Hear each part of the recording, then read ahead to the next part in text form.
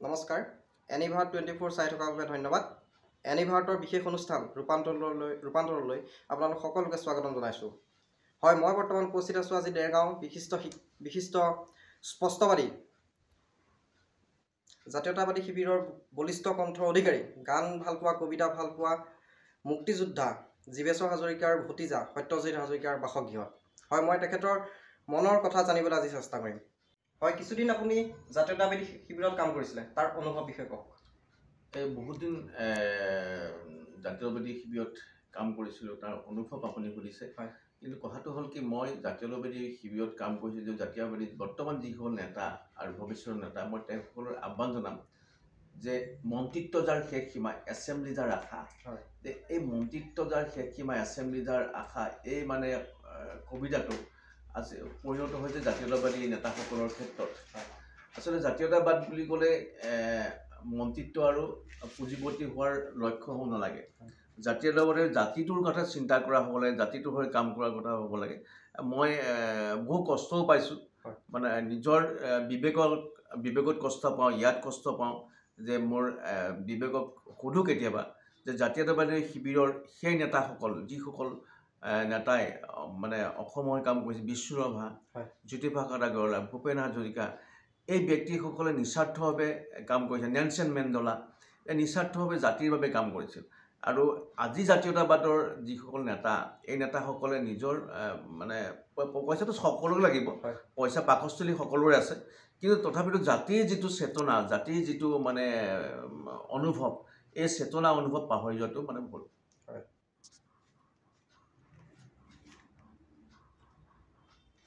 ধৰ্মৰ প্ৰতি আপোনাৰ ধাৰণা কি? মোৰ মতে মই ধৰ্ম বুলি ক'লে মই ভাবোঁ যে একেখন আকাশৰ তলত আমি মানুহে সমানভাৱে সম অধিকাৰ সমমৰ্যাদাৰে নেদেখাজনক উপাসনা কৰাটোৱে মোৰ মতে মই ধৰ্ম বুলি ভাবোঁ। কাৰণ ধৰ্ম বেলেগ নাই, আমি গছ গছনি প্ৰকৃতিয়ে যি আমাক দিছে, এই প্ৰকৃতিৰ বস্তুখিনি আমি সংৰক্ষণ কৰাটোৱে মই ধৰ্ম বুলি ভাবোঁ। জ্যেষ্ঠজনৰ প্ৰতি সন্মান কৰাটোৱে মই ধৰ্ম বুলি ভাবোঁ। পিতৃ মাতৃক বৃদ্ধাশ্ৰমত নথৈ পিতৃ মাতৃক সেৱা কৰাটোৱে মোৰ ধৰ্ম বুলি ভাবোঁ। মানে কনিষ্ঠজনক মানে মৰম কৰাটোৱে মোৰ ধৰ্ম বুলি ভাবোঁ। আৰু জ্যেষ্ঠজনক সদায় সন্মান কৰি যোৱাটোৱে মই ধৰ্ম বুলি ভাবোঁ। আৰু মানে বিপদত কৰা ব্যক্তিসকলক উদ্ধাৰ কৰাটোৱে মোৰ ধৰ্ম বুলি ভাবোঁ। ধৰ্মৰ মোৰ ধাৰণাটো সেইটোৱে আছে। ধৰ্ম বুলি ক'লে বেলেগ কোনো সম্প্ৰদায়ক বেলেগ গালি পৰাটো মই ভাল নাপাওঁ। মোৰ মতে ধৰ্ম প্ৰকৃতিক সুৰক্ষা দিব লাগে, প্ৰকৃতিক ভাল কৰি ৰাখিব লাগে, মানুহৰ প্ৰতি ভাল ভাৱ থাকিব লাগে, মানুহক মৰম কৰি থাকিব লাগে, এই মোৰ মতে ধৰ্ম। হয়, আপোনাৰ পৰা এতিয়া এটা কবিতা শুনিবলৈ চেষ্টা কৰিম। কবিতা আচলতে মই কবিও নহয়, মই তথাকথিত সাহিত্যিকো নহয়, বা মই কোনো সাহিত্যিক বুলি মই সমাজত কৈ ফুৰিও ভাল নাপাওঁ। মই আপুনি যদি কৈছে কবিতা এটা গোৱাৰ কথা, মোৰ বহুত দিনৰ আগত লেখা এটা কবিতা মই আজি হঠাৎ মনত পৰিছে, মই গাই দিছোঁ। হে মোৰ দেশৰ মানুহ মোৰ, উঠা জাগি উঠা, প্ৰতিবাদী কণ্ঠস্বৰে, কণ্ঠে কণ্ঠে ধ্বনিত হওক প্ৰতিবাদী কণ্ঠস্বৰে। লক্ষ্য নহয় ওচৰ, বিপ্লৱ নহয় এখনি ফুলাম কাৰ্পেট, কাঁইটীয়া বত্তাৰ লক্ষ্য নহয় ওচৰ। সেয়েহে আগবাঢ়া কোণৰ উদীপ্ত সূৰ্য ধিয়াই ফুলাম পক্ষীৰ পাখিত পাখি মিলাই। হে মোৰ দেশৰ মানুহ মোৰ, উঠা জাগি উঠা। ধন্যবাদ। হয়, ভাল লাগিল আপোনাৰ কবিতা শুনি। আপোনাৰ জীৱনৰ আটাইতকৈ ভাল লগা আৰু তিক্ত অভিজ্ঞতাৰ বিষয়ে কওক। ভাল লগা আৰু তিক্ত এইটো খুব সহজে কোৱা নহয়। বহুত ভাল লগা থাকে, বহুত তিক্ত থাকে। কিন্তু সকলোতকৈ ভাল লগাটো হ'ল মানে মোৰ যেতিয়া সন্তানটো জন্ম হৈছিল, মোৰ মায়ে যেতিয়া কোলাত লৈ আহে, সেইটো মোৰ ভাল লগা মুহূৰ্ত। আৰু এটা বিশেষভাৱে ভাল লগা যে বিনা কাৰণত, বিনা দুখত স্পষ্টবাদী কথা কোৱাৰ বাবে এটা চক্ৰৰে মোক জেল হাজতলৈ পঠোৱাটো, সেইটো মোৰ এটা ভাল লগা মুহূৰ্ত। এইকাৰণে ভাল লগা মুহূৰ্ত বুলি কৈছোঁ যে মই শিকিলোঁ বহুত, মানে সমস্যাই বহুত কথা শিকাইছে। যে সেই সময়ত মোক জেললৈ নিয়া হৈছে স্পষ্টবাদী কথা কোৱাৰ বাবে। মই জেলত থাকিলোঁ, জেলত দেখিলোঁ বহু ব্যক্তিৰ লগত কথা পাতিলোঁ, কেনে আমাৰ নিৰ্দোষী মানুহ দেখিলোঁ, দুখী মানুহ দেখিলোঁ। আৰু এইটো কথা কওঁ, পুলিচৰ দুখৰ বাবে, পুলিচৰ ভুলৰ বাবে মই জেললৈ গৈছোঁ। কিন্তু এইটো কথাও কওঁ যে পুলিচ নথকা হ'লে জেলত যিখিনি অপৰাধী মই লগ পালোঁ, সেই অপৰাধীখিনি আৰু বেছি হ'লহেঁতেন। আৰু সেইখিনি পুলিচক মই ধন্যবাদ জনাইছোঁ। পুলিচ আছে কাৰণে সমাজখন ভাল হৈছে বুলি মই ভাবোঁ। তে আপুনি ভাল লগা কথা মুহূৰ্ত বুলি কৈছে, মই সেই সকলো ব্যক্তিক ক'ব বিচাৰোঁ যিসকলে মোক বিনা দুখত জেললৈ পঠিয়ালে। মই তেখেতসকলক ধন্যবাদ দিছোঁ যে আপোনালোকে মোক ভাল লগা মুহূৰ্ত কিছুমান দিবলৈ সক্ষম হ'ল। আৰু আপোনালোকক ধন্যবাদ এইকাৰণে দিছোঁ যে মই নজনা কথা বহুত শিকিলোঁ। কেনেকৈ আপোনাৰ মানে পুলিচী শাসনে কেনেকৈ মানে বিনা দুখত মানুহ ভৰাই, আৰু কেনেকৈ মানে কিছুমান সমাজ ব্যৱস্থাক পুলিচে কেনেকৈ ভাল কৰে, গোটেইখিনি শিকিলোঁ। আৰু গোটেইখিনি শিকি মই দেখিলোঁ ভাল লগা, সেইবিলাকেই মোৰ ভাল লগা। আচলতে সময়ে আপোনাক ভাল লগা আৰু বেয়া লগাবিলাক শিকায়। আৰু সময়ৰ লগত ভাল লগা বেয়া লগত আপুনি কেনেকৈ চলিছে এইটো আপোনাৰ নিজৰ কথা। ধন্যবাদ। হয়, আপোনাৰ পৰা কবিতা গীত শুনিলোঁ। এতিয়া আপোনাৰ সংগ্ৰামী জীৱনৰ বিষয়ে কওক। মই সংগ্ৰামৰ কথা আগতেই কৈছোঁ যে মন্ত্ৰিত্ব যাৰ শেষ সীমা এছেমব্লি যাৰ ৰাখাই, এই যদি সংগ্ৰাম হয়, এই সংগ্ৰাম নোহোৱাই ভাল। বহুত দেখা গৈছে যিসকলে আদৰ্শগত কাৰণত আজি আদৰ্শক জনঞ্জলি দিয়া নাই, যেনে যোৰহাটৰ ডক্টৰ দিব্যব্ৰত শৰ্মা, যেনেকৈ ভগ্নী ক'বলৈ আলফাই পৰেশ বৰুৱা, মানে আদৰ্শতে আছে। তেওঁলোকে কি কৰিছে কি নাই কৰা বেলেগ এটা, আদৰ্শক এতিয়াও মানে জননী যেনে মই দেখিছোঁ, মই বহুত ব্যক্তি পালোঁ আদৰ্শক জনাঞ্জলি দিয়া। তে আমাৰ শিক্ষামন্ত্ৰীজন যিজন শিক্ষামন্ত্ৰী ডক্টৰ ৰণোজ পেগু নিজৰ আদৰ্শক জনাঞ্জলি দিলে। মানে তেওঁ অসম সংযুক্ত সংৰক্ষণ আন্দোলন পৰিষদ, যিটো আমকা বুলি কয়, তেওঁ আমকাৰ সভাপতি আছিল। তে সেই তেওঁৰ বহুত সতীৰ্থ মানে আলফাৰ গুলিত নিহত হৈছিল সেই সময়ত, আৰু মাৰিবলগীয়া হ'ল।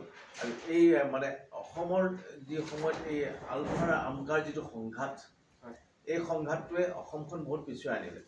মানে যদি অসমখন সেই সময়ত এই দুটাৰ সংগঠনৰ মাজত সংঘাত লগাই নিদিলে, তেতিয়া অসমখন কোনো দ্বিতীয় শক্তিয়ে অসমখনক গ্ৰাস কৰিব নোৱাৰিলে।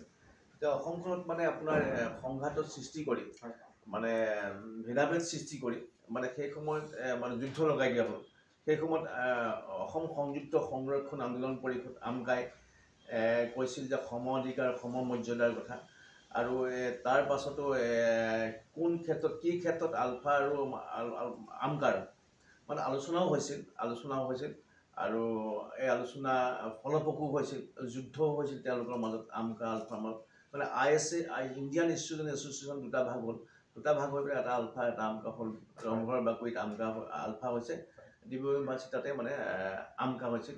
আৰু সেই সময়ত ৰণোজ পেগুহঁত আছিল, সৌৰভ বৰাহঁত আছিল, মানে তাই সময়ৰ প্ৰথম জাতীয় শ্বহীদ ডিম্বেশ্বৰ গগৈ, আৰু ইপিনে আলফাত পৰেশ বৰুৱা, অনুপ চেতিয়া ডাঙৰীয়া। এইসকল মানে আলফাত তেতিয়া আছিল, আৰু তেওঁ নেতৃত্ব লৈছিল। মানে তেওঁলোকে অনুধাৱন কৰিব পাৰিব লাগিছিল যে আমি সংঘাতটো কাৰ লগত কৰিছোঁ, সংগ্ৰামী সংঘাত। আপুনি সংগ্ৰামী জীৱনৰ কথা কৈছে, তেওঁলোকে দুইটা পাৰ্টিয়ে সংঘাত কৰি অসমখন বহুত পিছুৱাই আনিলে। বহু ব্যক্তিৰ মৃত্যু হ'ল, বহু যুৱকৰ মৃত্যু হ'ল। আৰু আমি এতিয়া কি পালোঁ, আমি এতিয়া কি পাইছোঁ? আমি এটাই পাইছোঁ যে গোলামী, য'ত আপোনাৰ বস্তুৰ দাম বেছি, য'ত আপুনি শান্তিৰে থাকিব নোৱাৰে, য'ত আপুনি শান্তিৰে কথা ক'ব নোৱাৰে। এয়াই নেকি? এতিয়া মই মুক্তিযোদ্ধা ফেমিলিৰ এজন সন্তান।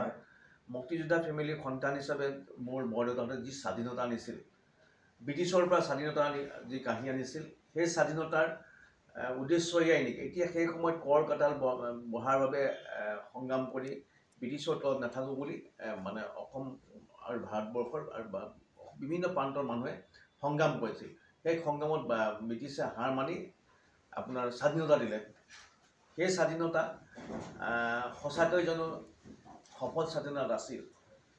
সেই স্বাধীনতা মুক্তিযোদ্ধাৰ ফেমিলিসমূহৰ ব্যক্তিসকল সঁচাকৈ জানো এতিয়া বৰ্তমান সুখত আছে? এই কথাবিলাক অনুধাৱন কৰিব লাগে। আৰু আমি লোকক সমালোচনা কৰিও লাভ নাই, ৰূপান্তৰেহে জগত গঢ়ে। প্ৰথমতে আমি নিজকো সমালোচনা কৰিব লাগে, আমি কি কৰিছোঁ, আমি স্বাৱলম্বী হ'ব পাৰিছোঁ নে নাই, আমি কৰ্মমুখী হ'ব পাৰিছোঁ নে নাই, আমি চৰকাৰী চাকৰিৰ পিছত আমি দৌৰি আছোঁ নে আমি নিজেই স্বাৱলম্বী হ'বলৈ চেষ্টা কৰিছোঁ। এই কথাবিলাক আমি অনুধাৱন কৰা দৰকাৰ। আৰু আপোনাৰ যি সংগ্ৰামৰ কথা কৈছে, মই এটা কথা কওঁ যে এই যিটো চলি আছে এতিয়া চৰকাৰ আলফা এটা মানে আলোচনা বিলোচনা এতিয়া এই কথাটো হ'ল কি আমি আহ্বান জনাইছোঁ মানে আলোচনাই সমস্যা সমাধান কৰে বুজি পালে এতিয়া আমি তেওঁলোকে কি বিচাৰিছে তেওঁলোকৰ আদৰ্শ মানে ৰং ৰাইট মই ক'বলৈ নাযাওঁ মানে মই এইটো কথা ক'ব পাৰিছোঁ যে এই তেওঁলোকৰ সংগ্ৰামত আমাৰ অসমৰ জনগণৰ বহুতো মৃত্যু হৈছে আৰু বহুতো যুৱক হেৰুৱাইছোঁ আমি আৰু আমি বহুত পিছুৱাই যাবলগীয়া হৈছে আৰু সেয়েহে মই কওঁ যে এই তেওঁলোকে যিটো বিচাৰিছে আলোচনা সেই আলোচনা তেওঁলোকে মৰ্যাদাপূৰ্ণে কথা পাতক কথা পতাততো মানুহৰ আপত্তি থাকিব নোৱাৰে সমালোচনাই মানুহক শুধৰাই আৰু হিংসাই প্ৰতিহিংসাই বৃদ্ধি কৰে যদি হিংসাৰ পৰা তেওঁলোকে আলফাই হিংসা কৰিছে বা ভাৰত চৰকাৰে হিংসা কৰিছে এটা প্ৰতিহিংসাই বৃদ্ধি হ'ব তাৰ পৰা সমিল মিলেৰে তেওঁলোকে কেনেধৰণৰ আলোচনা বিচাৰে এটা পাৰ্টিৰ আলোচনা কৰি আমি অসমে কি পালোঁ কি নাপালোঁ আমি দেখিছোঁ শুনিছোঁ আমি দেখিলোঁ যে আমি অসমৰ কি পালে অসমৰ আন্দোলন এয়াই আছিল নেকি অসমৰ আন্দোলন এয়াই আছিল নেকি হাতত অস্ত্ৰ লোৱা আন্দোলন এয়াই আছিল নেকি এতিয়া আমাৰ উঠি অহা প্ৰজন্মই আমাক সুধিব প্ৰশ্ন কৰিব 5 বছৰীয়া যিটো আপোনাৰ 6 বছৰীয়া আন্দোলন 855 জন যিটো শ্বহীদ হ'ল সেই শ্বহীদৰ বিনিময় এয়াই আছিল নেকি মানুহে প্ৰশ্ন কৰিব আপোনাক প্ৰশ্ন কৰিব আমাৰ উঠি অহা প্ৰজন্মক প্ৰশ্ন কৰিব তেওঁলোকে অনুধাৱন কৰক যে লোকৰ ওচৰত বিক্ৰী হোৱা সংগ্ৰাম যদি হয় তেনেহ'লে সংগ্ৰামৰ নামত সময় নষ্ট কৰি লাভ নাই সেইটোৱে মই ক'লোঁ বিশেষ হয় আপোনাৰ পৰা কবিতা গীত শুনিলোঁ এতিয়া আপোনাৰ সংগ্ৰামী জীৱনৰ বিষয়ে কওক মই সংগ্ৰামৰ কথা আগতেই কৈছোঁ যে মন্ত্ৰিত্ব যাৰ শেষ সীমা এছেম্বলি যাৰ ৰাখাই এই যদি সংগ্ৰাম হয় এই সংগ্ৰাম নোহোৱাই ভাল বহুত দেখা গৈছে যিসকলে আদৰ্শগত কাৰণত আজি আদৰ্শ জনঞ্জলি দিয়া নাই যেনে যোৰহাটৰ ডক্টৰ দিব্যব্ৰত শৰ্মা যেনেকৈ ভগ্নী ক'বলৈ আলফাই পৰেশ বৰুৱা মানে আদৰ্শতে আছে তেওঁলোকে কি কৰিছে কি নাই কৰা বেলেগ এটা আদৰ্শক এতিয়াও মানে জনাঞ্জলি যেনে মই দেখিছোঁ মই বহুত ব্যক্তি পালোঁ আদৰ্শক জনাঞ্জলি দিয়া তে আমাৰ শিক্ষামন্ত্ৰীজন যিজন শিক্ষামন্ত্ৰী ডক্টৰ ৰণোজ পেগু নিজৰ আদৰ্শক জনাঞ্জলি দিলে মানে তেওঁ অসম সংযুক্ত সংৰক্ষণ আন্দোলন পৰিষদ যিটো আমকা বুলি কয় তেওঁ আমকাৰ সভাপতি আছিল তে সেই তেওঁৰ বহুত সতীৰ্থ মানে আলফাৰ গুলিত নিহত হৈছিল সেই সময়ত আৰু মাৰিবলগীয়া হ'ল আৰু এই মানে অসমৰ যি সময়ত এই আলফাৰ আমকাৰ যিটো সংঘাত এই সংঘাতটোৱে অসমখন বহুত পিছুৱাই আনিলে মানে যদি অসমখন সেই সময়ত এই দুটাৰ সংগঠনৰ মাজত সংঘাত লগাই নিদিলে তেতিয়া অসমখন কোনো দ্বিতীয় শক্তিয়ে অসমখনক গ্ৰাস কৰিব নোৱাৰিলে তেতিয়া অসমখনত মানে আপোনাৰ সংঘাতৰ সৃষ্টি কৰি মানে ভেদাভেদ সৃষ্টি কৰি মানে সেই সময়ত মানে যুদ্ধ লগাই দিয়া হ'ল সেই সময়ত অসম সংযুক্ত সংৰক্ষণ আন্দোলন পৰিষদ আমকাই কৈছিল যে সম অধিকাৰ সম মৰ্যাদাৰ কথা আৰু তাৰ পাছতো কোন ক্ষেত্ৰত কি ক্ষেত্ৰত আলফা আৰু আমকাৰ মানে আলোচনাও হৈছিল আৰু এই আলোচনা ফলপ্ৰসূ হৈছিল যুদ্ধও হৈছিল তেওঁলোকৰ মাজত আমকা আলফাৰ মাজত মানে ইণ্ডিয়ান ষ্টুডেণ্ট এছ'চিয়েশ্যন দুটা ভাগ হ'ল দুটা ভাগ হৈ পেলাই এটা আলফা এটা আমকা হ'ল ৰংঘৰ বাকৰিত আমকা আলফা হৈছে ডিব্ৰুগড় ইউনিভাৰ্চিটি তাতে মানে আমকা হৈছিল আৰু সেই সময়ত ৰণোজ পেগুহঁত আছিল সৌৰভ বৰাহঁত আছিল মানে তাই সময়ৰ প্ৰথম জাতীয় শ্বহীদ ডিম্বেশ্বৰ গগৈ আৰু ইপিনে আলফাত পৰেশ বৰুৱা অনুপ চেতিয়া ডাঙৰীয়া এইসকল মানে আলফাত তেতিয়া আছিল আৰু তেওঁ নেতৃত্ব লৈছিল মানে তেওঁলোকে অনুধাৱন কৰিব পাৰিব লাগিছিল যে আমি সংঘাতটো কাৰ লগত কৰিছোঁ সংগ্ৰামী সংঘাত আপুনি সংগ্ৰামী জীৱনৰ কথা কৈছে তেওঁলোকে দুইটা পাৰ্টিয়ে সংঘাত কৰি অসমখন বহুত পিছুৱাই আনিলে বহু ব্যক্তিৰ মৃত্যু হ'ল বহু যুৱকৰ মৃত্যু হ'ল আৰু আমি এতিয়া কি পালোঁ আমি এতিয়া কি পাইছোঁ আমি এটাই পাইছোঁ যে গোলামী য'ত আপোনাৰ বস্তুৰ দাম বেছি য'ত আপুনি শান্তিৰে থাকিব নোৱাৰে য'ত আপুনি শান্তিৰে কথা ক'ব নোৱাৰে এয়াই নেকি এতিয়া মই মুক্তিযোদ্ধা ফেমিলিৰ এজন সন্তান মুক্তিযোদ্ধা ফেমিলিৰ সন্তান হিচাপে মোৰ বৰদেউতাহঁতে যি স্বাধীনতা আনিছিল ব্ৰিটিছৰ পৰা স্বাধীনতা আনি যি কাঢ়ি আনিছিল সেই স্বাধীনতাৰ উদ্দেশ্য এয়াই নেকি এতিয়া সেই সময়ত কৰ কাটাল বঢ়াৰ বাবে সংগ্ৰাম কৰি ব্ৰিটিছৰ তলত নাথাকোঁ বুলি মানে অসম আৰু ভাৰতবৰ্ষৰ আৰু বিভিন্ন প্ৰান্তৰ মানুহে সংগ্ৰাম কৰিছিল সেই সংগ্ৰামত ব্ৰিটিছে হাৰ মানি আপোনাৰ স্বাধীনতা দিলে সেই স্বাধীনতা সঁচাকৈ জানো সফল স্বাধীনতা আছিল সেই স্বাধীনতা মুক্তিযোদ্ধাৰ ফেমিলিসমূহৰ ব্যক্তিসকল সঁচাকৈ জানো এতিয়া বৰ্তমান সুখত আছে এই কথাবিলাক অনুধাৱন কৰিব লাগে আৰু আমি লোকক সমালোচনা কৰিও লাভ নাই ৰূপান্তৰেহে জগত গঢ়ে প্ৰথমতে আমি নিজকো সমালোচনা কৰিব আমি কি কৰিছোঁ আমি স্বাৱলম্বী হ'ব পাৰিছোঁ নে নাই আমি কৰ্মমুখী হ'ব পাৰিছোঁ নে নাই আমি চৰকাৰী চাকৰিৰ পিছত আমি দৌৰি আছোঁ নে আমি নিজেই স্বাৱলম্বী হ'বলৈ চেষ্টা কৰিছোঁ এই কথাবিলাক আমি অনুধাৱন কৰা দৰকাৰ আৰু আপোনাৰ যি সংগ্ৰামৰ কথা কৈছে মই এটা কথা কওঁ যে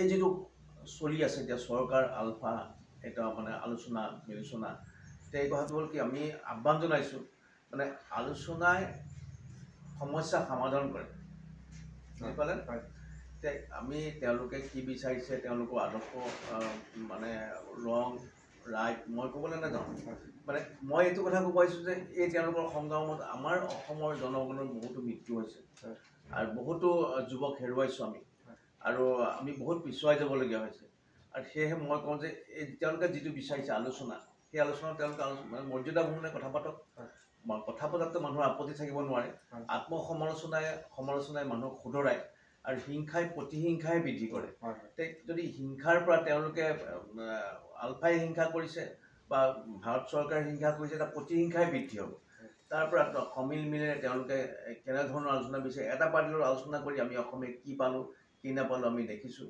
শুনিছোঁ আমি দেখিলোঁ যে আমি অসমৰ কি পালে অসমৰ আন্দোলন এয়াই আছিল নেকি অসমৰ আন্দোলন এয়াই আছিল নেকি হাতত অস্ত্ৰ লোৱা আন্দোলন এয়াই আছিল নেকি এতিয়া আমাৰ উঠি অহা প্ৰজন্মই আমাক সুধিব প্ৰশ্ন কৰিব 5 বছৰীয়া যিটো আপোনাৰ 6 বছৰীয়া আন্দোলন 855 জন যিটো শ্বহীদ হ'ল সেই শ্বহীদৰ বিনিময় এয়াই আছিল নেকি মানুহে প্ৰশ্ন কৰিব আপোনাক প্ৰশ্ন কৰিব আমাৰ উঠি অহা প্ৰজন্মক প্ৰশ্ন কৰিব তেওঁলোকে অনুধাৱন কৰক যে লোকৰ ওচৰত বিক্ৰী হোৱা সংগ্ৰাম যদি হয় তেনেহ'লে সংগ্ৰামৰ নামত সময় নষ্ট কৰি লাভ নাই সেইটোৱে মই ক'লোঁ বিশেষ হয় ৰূপান্তৰেহে জগত জিনে এই কথাষাৰ যোগেদি আপুনি চৰকাৰক কি অনুৰোধ জনাব চৰকাৰলৈ মোৰ আহ্বান যে আমি অসম চৰকাৰত যিসকল ব্যক্তি বহি আছে এই ব্যক্তিসকল আন্দোলনৰ ফলত ফলপ্ৰসূ হৈ আন্দোলন কৰা ব্যক্তিয়ে বহি আছে আপুনি 5 বছৰীয়া আন্দোলনেই হওক আলফা আন্দোলনেই হওক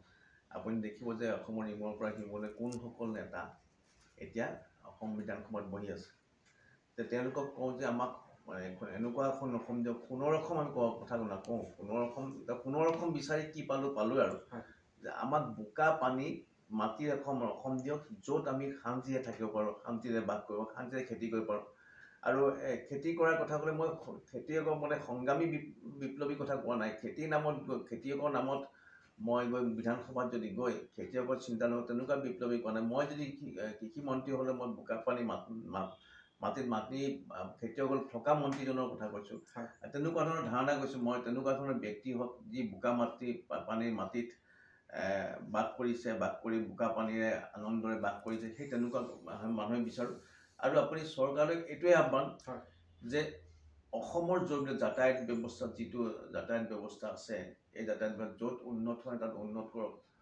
আৰু আপোনাৰ মূল্য বৃদ্ধিৰ পৰা যিটো জুলুঙা হৈছে মানে মানুহৰ হাহাসৰ অৱস্থা বুলি কৈছোঁ মূল্য বৃদ্ধিয়ে মানুহক কোঙা কৰি পেলাইছে মূল্য বৃদ্ধিৰ পৰা মানুহে মূৰ দাঙিব পৰা নাই ডেইলি এটা সমস্যা এই ডেইলি সমস্যাটো আপোনাৰ এই আপোনালোকে মানে আজি আমুক কাগজ প্ৰিণ্ট কৰিব তামুক কাগজ প্ৰিণ্ট কৰিব কৰি মানে মানুহক হাৰাশাস্তি নকৰিব মানুহক এখন শান্তিৰে থাকিবলৈ দিয়ক আপোনালোকে 5 বছৰৰ কাৰণে কোনোবাই কংগ্ৰেছে হওক ADP হওক BJP হওক আপোনালোকে ৰাজনীতি মানে কি শব্দটো আপোনালোকে বুজি পাব ৰাইজৰ কাম কৰিবলৈ আপোনালোকে কৈছে ৰাইজৰ কাম কৰক আপোনালোকে ৰাইজৰে মাত মাৰক তাকে মই আহ্বান জনাইছোঁ ঠিক আছে হয় মই আজি এজন মুক্তিযোদ্ধা পৰিয়ালৰ ব্যক্তিৰ সৈতে কথা পাতিলোঁ তেখেতৰ মনোভাৱ বুজিবলৈ চেষ্টা কৰিলোঁ পৰৱৰ্তী পৰ্যায়তো আমি এনেধৰণৰ ব্যক্তিৰ সৈতে আলোচনা কৰি যাম এনিভাৰ 24 চাই যাব